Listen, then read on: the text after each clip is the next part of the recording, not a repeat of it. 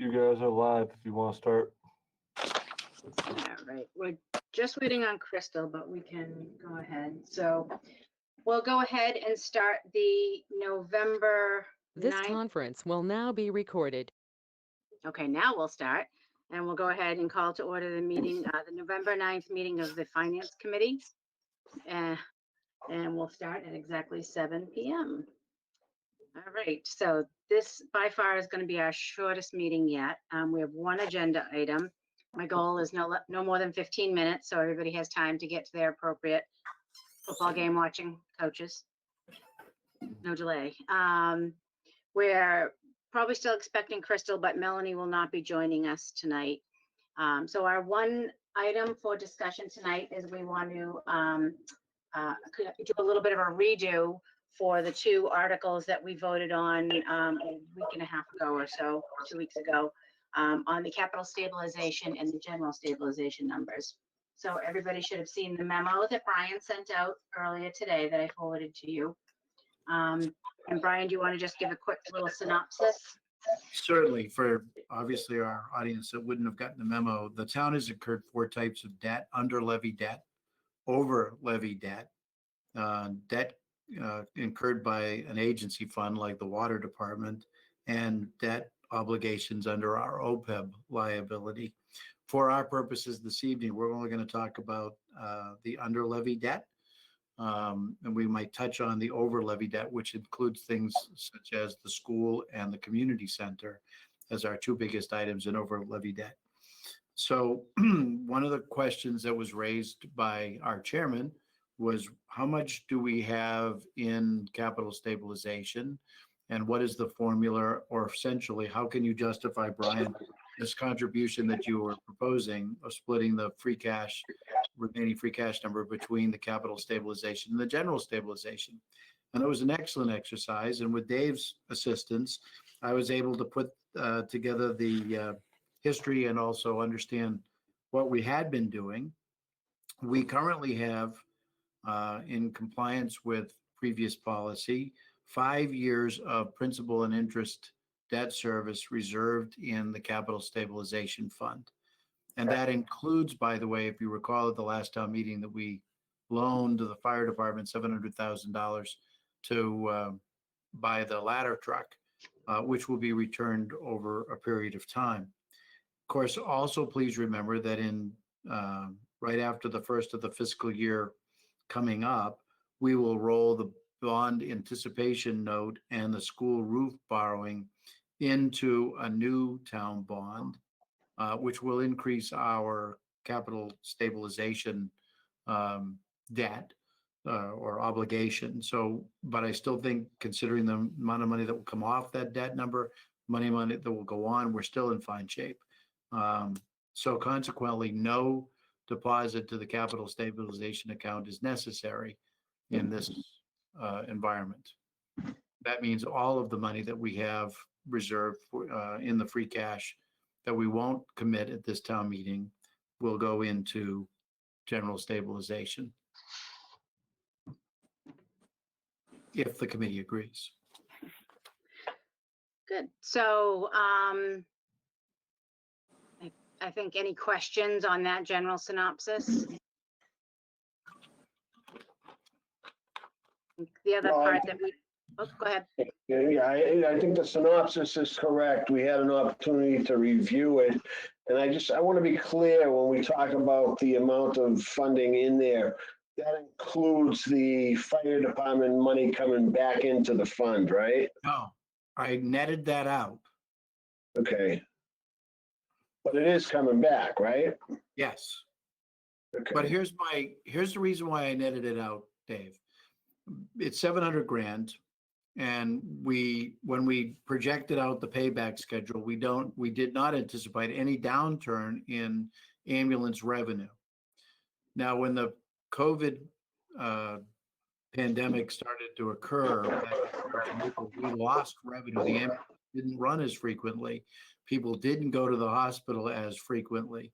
So revenue numbers are a little down on the on that thing. So it's possible that our great idea that we return it very quickly might be a little longer because of the economic change or the pandemic.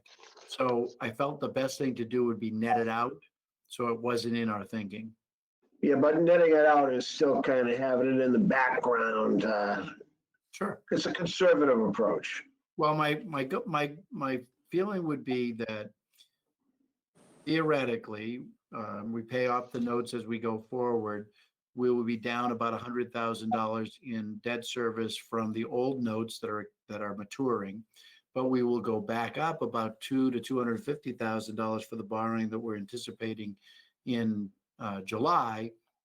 Plus, we would then get back some of the $700,000. So we'd come out about the same, or at least my projection should come out about the same or better. And then we can take a look at it next time. Yeah, I just wanted to be clear on that because I'm not a big fan of not putting anything into capital, but this is kind of a buffer. As I just want to caution that next year, I know that we're anticipating less revenues from the state. We didn't really get whacked this year, but I think the worst is yet to come, even if things start to get better with the Pfizer vaccine and all, because the revenues just won't be there. That we don't want to really overfund or overuse the stabilization fund to be dependent on it from an operational perspective moving forward.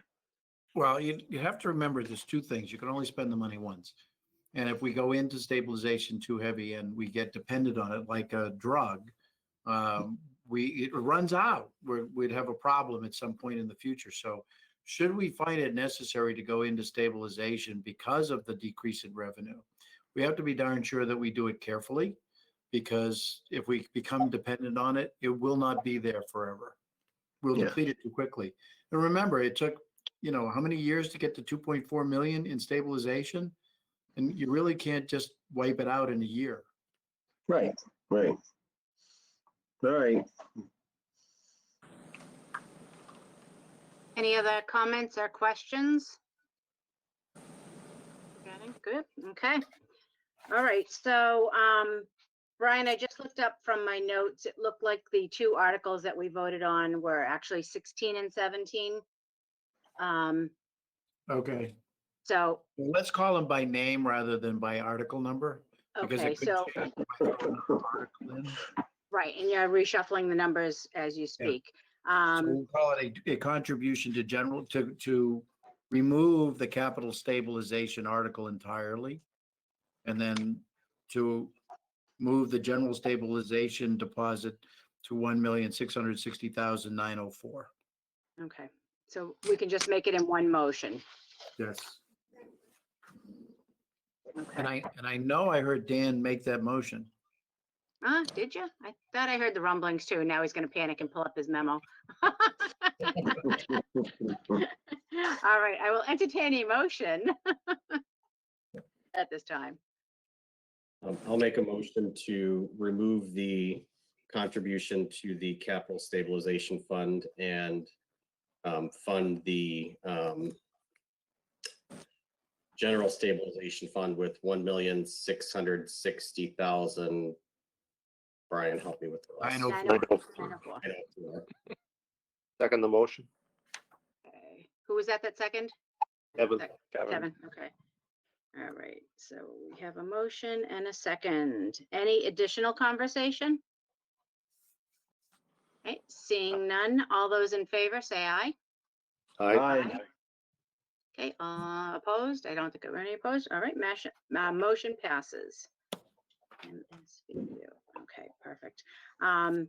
Okay, perfect. I think then, Brian, once you rejigger the rest of the warrant, you'll when you have a final copy, you'll send us or send me Yes. out, and I'll send the committee one just so we have a clean copy.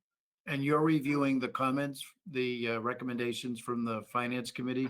Yes, I am. Okay. Good thing you reminded me. I want to make sure I have them right. Sorry, I had a lot on my plate this week. Okay, all right, I will do comments and recommendations. I'll do them tonight and get you an email. Okay, perfect. Excellent. All right. Any additional business that we didn't think of? No? Any questions, comments, commentary? Nothing? All right, other than that, I will, 7:10, excellent. We beat it by 5 minutes. Don't get used to it. It'll never happen again. Job. All right, I will entertain a motion to adjourn. I'll make a motion to adjourn. Second. Sorry, I was on it. Motion by Crystal, second by Kevin. Any discussion? All those in favor say aye. Aye. Aye. Meeting adjourned at 7:10. Perfect. Thank you, everybody. Thank Night, you. everybody. Yeah.